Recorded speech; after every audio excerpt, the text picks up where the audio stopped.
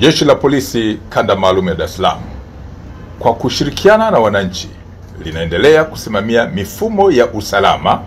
ya kuzuia matukio ya kihalifu katika maeneo mbalimbali ya jiji la Dar es Salaam. Kwa ujumla, maeneo mbalimbali jijini Dar es Salaam yako salama. Hata hivyo, tarehe 24 mwezi wa 4 mwaka huu wa 25 majira ya saa 5 asubuhi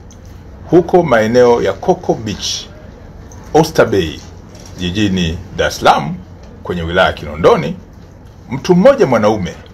anayekadiriwa kuwa na umri kati ya miaka 30 hadi 35 alikutwa akiwa kwenye mchanga wa fukwe wa bahari, hajitambui, huku akiwa amefungwa bandage ngumu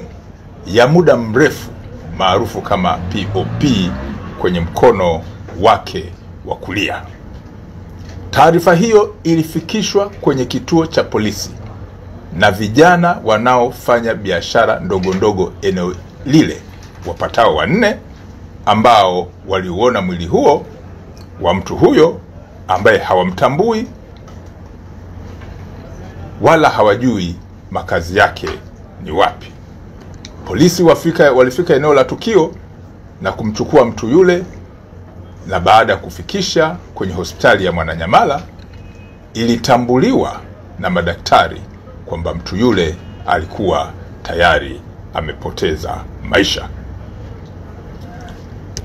Chanzo cha kifo chake kinachunguzwa, lakini kujua mtu huyo ni nani, anatokea wapi, lakini alikuwa akipata matibabu wapi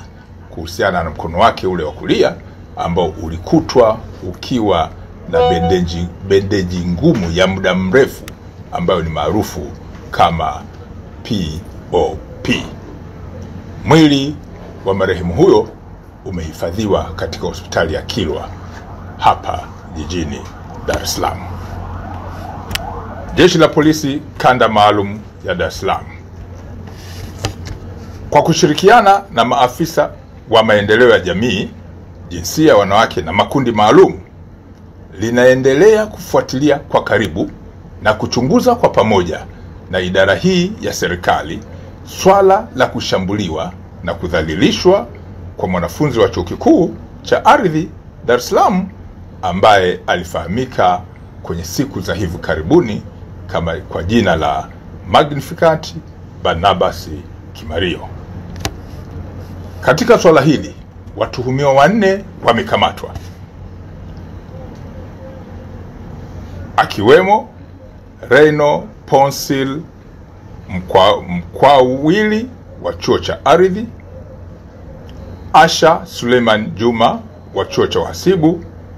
na Mwemba Baton Mwemba maarufu kama Mwijaku wa Dar es Salaam. Watu hawa waliokamatwa ni 3 ambao wanatuhumiwa kuhusiana na swala hili la sakata ambalo limeingizwa watu 4 akiwemo mlalamikaji. Upelelezi wa shauri hii unakamilishwa haraka iwezekanavyo ili mamlaka zingine za kisheria ikiwemo ofisi ya mashtaka iweze kuchambua na kubaini ni shauri lipi ambalo linaweza likasimama kisheria kuhusiana na swala ambalo tunalichunguza. Jeshi la Polisi Kanda Maalum ya Dar es Salaam linaendelea kusisitiza na kuwakumbusha wananchi kuwa swala la usalama wa jiji la Dar es Salaam ni la kila mwananchi, lakini kwa kushirikiana na jeshi la polisi pamoja na vyombo vingine vya dola vya kiusalama ili kuhakikisha kuwa shughuli za kiuchumi za jiji hili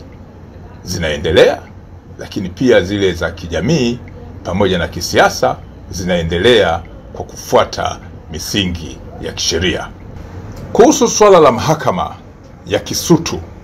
kwa siku ya leo tarehe 24 mwezi wa 4 mwaka 2025, kwa ujumla usalama katika eneo lile la mahakama na maeneo mengine ya jiji la Dar es Salaam uliimarishwa kwa kiwango cha juu ili kuhakikisha kuwa shughuli zote za kiuchumi za jiji hili zinaendelea lakini pia zile za kijamii pamoja na za kisiasa, ambapo vyama kadhaa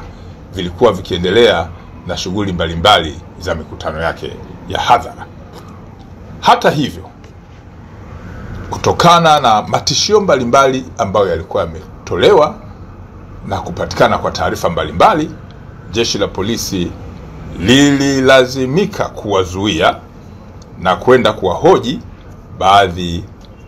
ya watuhumiwa katika matishio ya swala la usalama katika mahakama ile, wakiwemo watu wafuatao. Watu ambao walikamatwa na kwenda kufanyiwa mahojiano kwenye kituo cha polisi cha Oysterbay pamoja na kile cha Mbweni Mabwepande ni pamoja na John Heche, lakini pia John Mnyika, Chacha Heche